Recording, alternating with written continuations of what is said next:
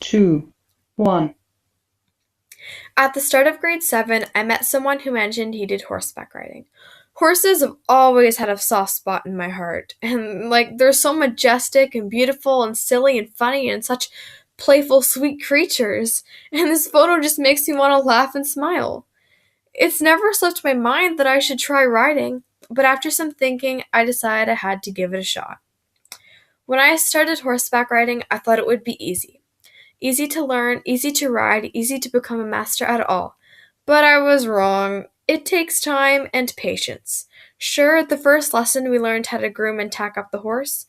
Tacking is the process of putting on a bridle and saddle, etc.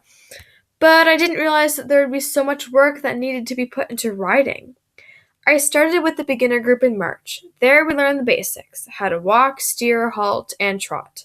Of course, I was the oldest in the group, so I was getting the hang of it more than the others. Later on, I was put into a more advanced group of girls my age. I had to catch up a little bit, though, as they were a little more experienced than me. It was rough. During so many lessons, I felt the pressure and the stress to do good, to impress my instructor. My group members were doing such a great job, and then there was me, as I was really struggling. I felt like I was letting down my group and my instructor, my parents, and especially myself.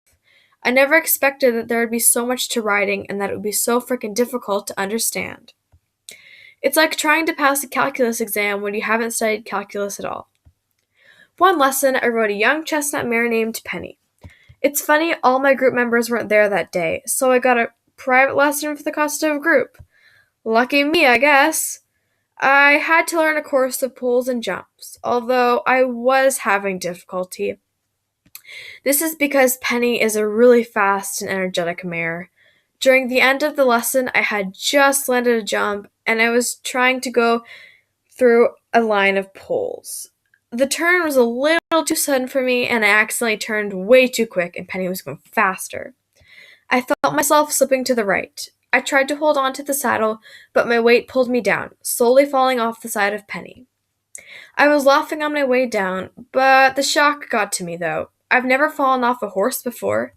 My heart was beating as fast as it could beat after a 5 kilometer race. I took a look at my mother and she had her hands over her mouth. My instructor came running over to me, helping me up. Brushing off the dust on my breeches, I felt like giving up. I felt like crying. It was so shocking. But I laughed my way through it. It was a really weird feeling, really odd.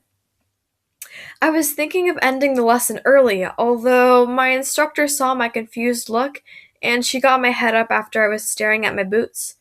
And she said this to me: "You aren't a true rider until you've fallen off your horse." I was inspired, and all of a sudden I wanted to try again. I hopped back on Penny and did the chorus. This time I did it well, but I still wasn't happy with myself. Being that perfect rider was always in the back of my mind, and I couldn't escape that thought.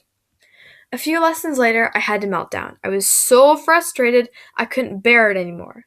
I rode Penny again, and this time she wasn't cantering for me, even after asking and asking over and over again. Bawling my eyes out in front of my friends and my instructor, I got off Penny. I decided I wanted to go to the car. My instructor took Penny herself, and I just wanted to crawl in a hole and never come out.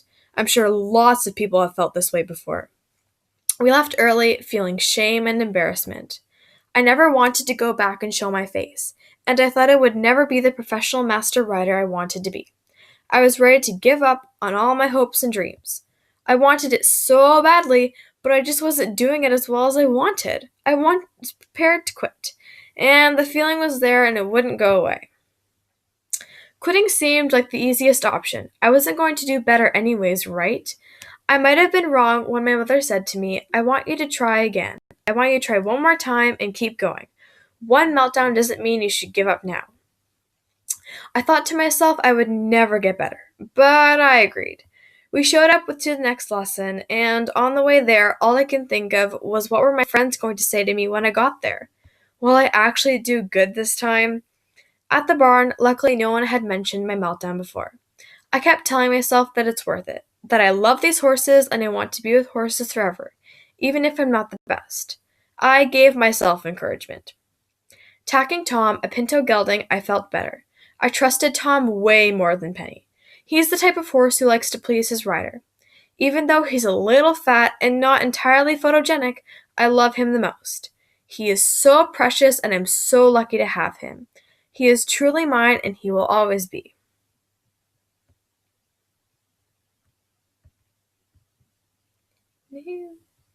Here's a video of me jumping. And I hopped on Tom, and I gave it my all. By the end of the lesson, I felt good. We did jumps for the third time. I felt free jumping, like I was soaring through the crisp wind, feeling the breeze brush my face. I could hear the wind whistling beside my ears. Cantering is my most favorite type of motion. Anyways, at the end of my lesson, my instructor said I'm really good at jumping. Pretty much like I was born to show jump. She said my jumping was most impressive of the group. That made me feel really special. I felt like I actually had a purpose. Like I had a chance to do well. And just then, I realized I wanted to keep riding. That after all my ups and downs, it's worth it.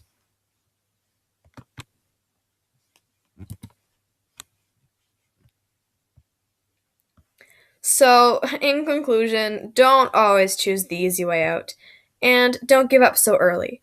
Just because you might have a few downs, or a few doubts, or a few mistakes, just keep trying. It's worth every single second to just try. You are worth it. You don't have to strive to be perfect, because being perfect is impossible. As long as you are trying your best and you work hard, that's all that matters.